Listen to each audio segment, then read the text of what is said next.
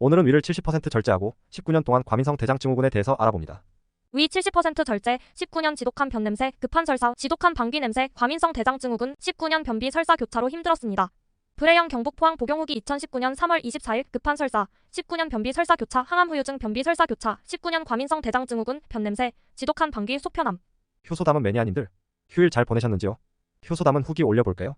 성별 연령 64세 남성, 건강정도 위 항암 병력 19년 전.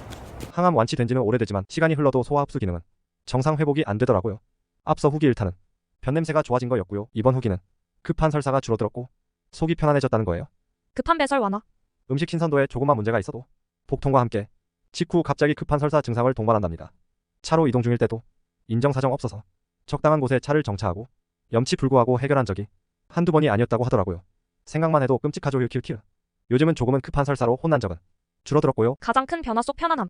속 불편함 증상이 잦아서 큐란을 비상약으로 준비해 두었다가 복용하곤 했는데 효소담은 섭취 4개월이 지난 지금에는 속이 편하나요?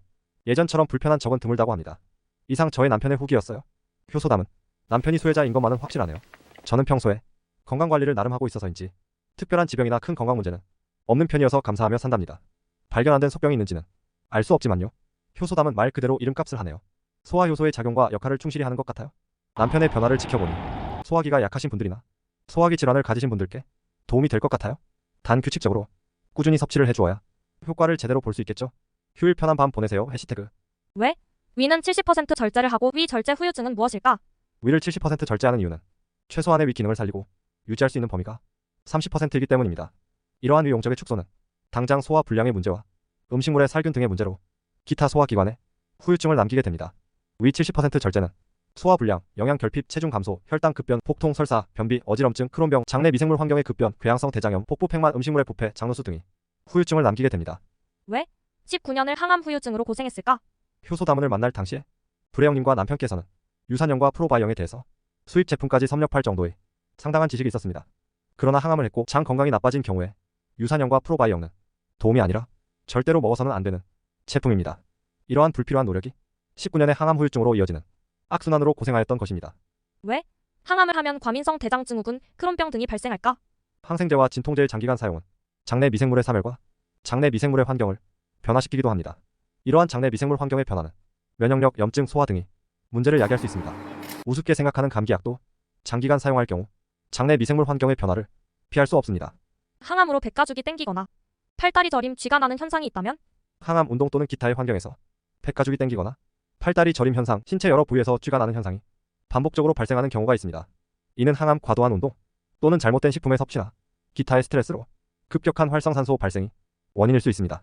효소담은의 케어 30 프로그램을 추천드립니다. 왜? 19년 동안이나 비건 식품과 야채식은 도움이 안 되었을까? 오, 아뿔싸 그렇게 믿고 계셨나요? 광고에 취약하시군요.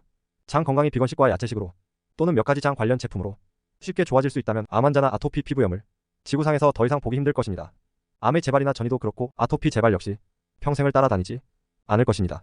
비건식과 야채식만 하는 스님은 변비가 없을까? 장 건강 관련 연구는 수천 년을 이어져 오고 있지만 아직 10%도 근접하지 못했습니다. 10%는 너무 심하다고요? 광고에는 100%라던데 장 건강이 좋아진다면 병원과 의사가 가장 좋아하는 수백 가지 질환은 지구상에서 사라져야 맞습니다. 비건식과 야채식만 하는 스님도 소화 불량과 그 후유증으로 힘들어하는 분들이 많습니다. 그 이유는 한번 고정된 장내 미생물은 쉽게 변하지 않기 때문입니다. 그러나 반면에 장내 미생물을 항생제나 진통제로 죽이기는 쉽습니다. 그래도 비건식과 야채식을 하면 과민성 대장증후군이 좋아지지 않을까? 전혀 그렇지 않을 수 있습니다. 물론 건강식이 좋은 것은 맞습니다. 그러나 한번 조성된 장내 미생물은 30년을 비건식과 야채식을 하거나 장 건강 관련 제품을 먹어도 절대로 쉽게 바뀌지 않습니다. 100조 개의 장내 미생물은 비건식과 야채식 그리고 장 건강 관련 제품을 보고 가소롭다고 웃을 것입니다. 서구화된 식사는 과민성 대장증후군, 암, 아토피 피부염 양산. 그렇다고 비건식과 야채식이 전혀 무용한 것은 아닙니다. 서구화된 식사는 과민성 대장증후군과 암, 아토피 등을 양산하고 있기 때문입니다. 한 논문에서는 설탕 소비량과 아토피 피부염 발생이 일치한다는 보고도 있습니다. 과민성 대장증후군을 위한 식사법. 과민성 대장증후군에는 마땅한 치료약이 없기에 치유를 위한 식사법을 알아두시면 좋을 것입니다. 첫째, 과식 금지입니다. 분할 식사를 하십시오. 둘째, 적절한 고섬유질 식사를 하십시오. 과도한 섬유질 식사는 가스, 팽만감, 복통을 유발할 수 있습니다. 셋째, 포드맵 식단을 고려하십시오. 소화가 어려운 단당류, 이당류, 타당류 및 폴리오를 포함한 식품을 주의하십시오. 넷째, 음식 일기를 작성하십시오.